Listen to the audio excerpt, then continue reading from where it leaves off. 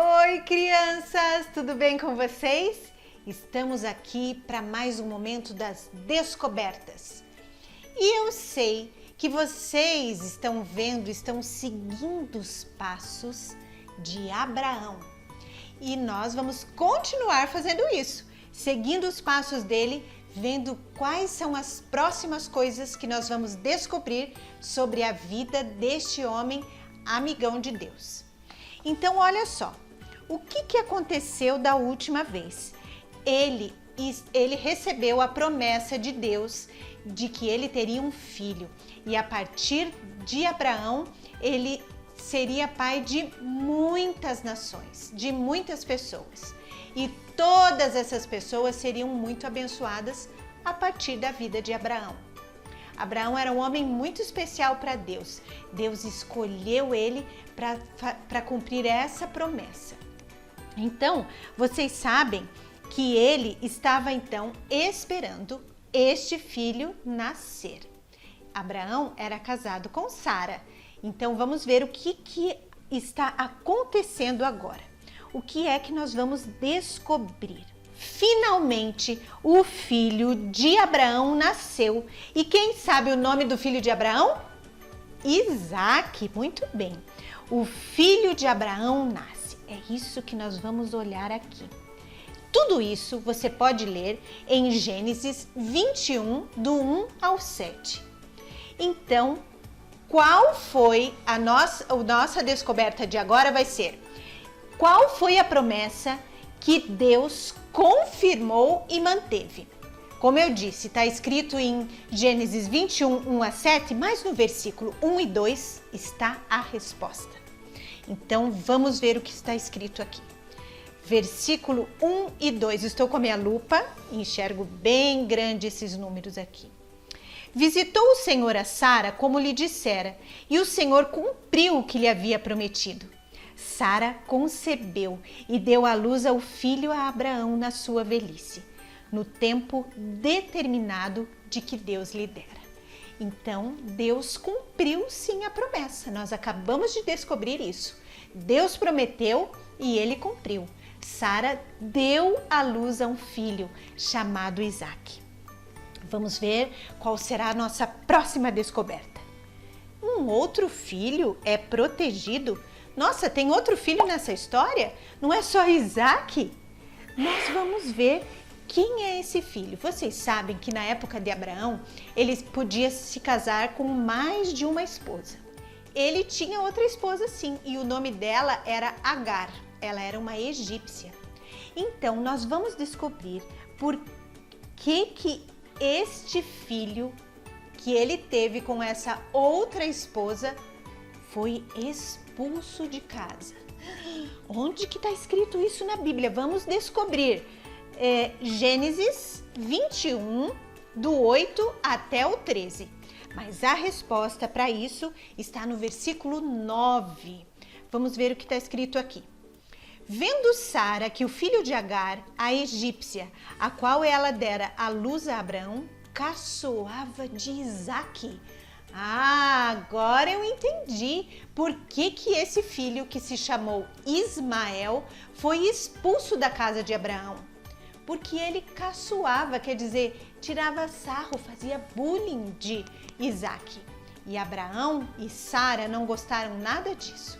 Então, esse menino, esse outro filho, Ismael, foi expulso da casa de Abraão. Agora, a nossa próxima descoberta é: o filho de Abraão está prestes a morrer. Qual o filho de Abraão agora? Só pode ser Ismael, né? Porque como é que seria Isaque? Sendo que Isaque é o filho da promessa, que a partir de Isaque, Deus encheria a terra de pessoas.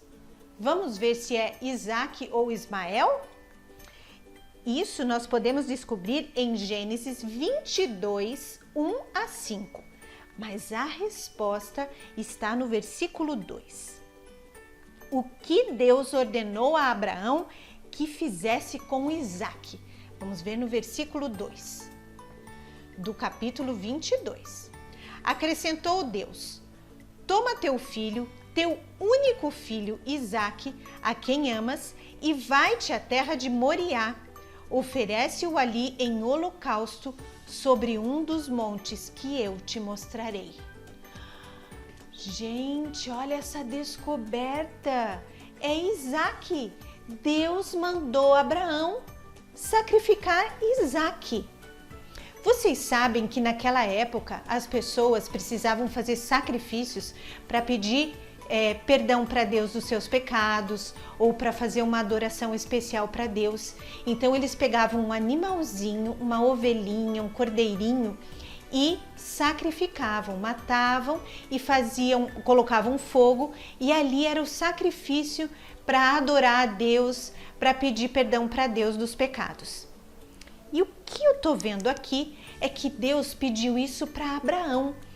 Deus pediu que Abraão fizesse esse sacrifício, só que no lugar de uma ovelhinha ou de um cordeirinho era o próprio filho dele, o único filho, porque Ismael já tinha ido embora, né, da casa, e agora só estava Isaque. Nossa, gente do céu, será que Abraão vai fazer isso? Isso que nós vamos continuar aqui descobrindo. Então a nossa próxima descoberta é: Abraão coloca seu filho no altar do sacrifício. Tudo isso está escrito em Gênesis 22, do 6 ao 10. Mas a resposta disso está principalmente no versículo 8. O que Abraão disse a Isaque? Vamos ver aqui no versículo 8.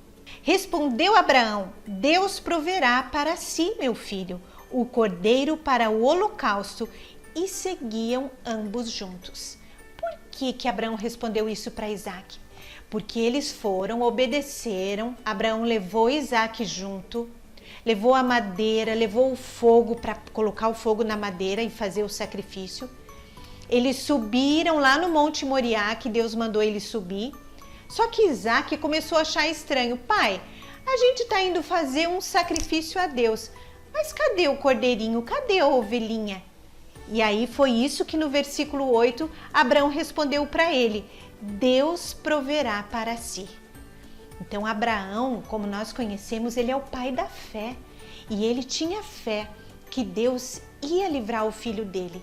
Por mais que Deus tivesse pedido esse sacrifício, essa coisa tão difícil para Abraão, mas ele tinha fé que Deus ia prover o cordeirinho certo na hora certa. Então vamos ver se isso vai acontecer. A nossa próxima descoberta é: Abraão encontra um substituto para o seu filho. Tudo isso está escrito em Gênesis 22, do 11 ao 14. Mas a resposta mesmo está no versículo 13. O que Abraão fez com o cordeiro?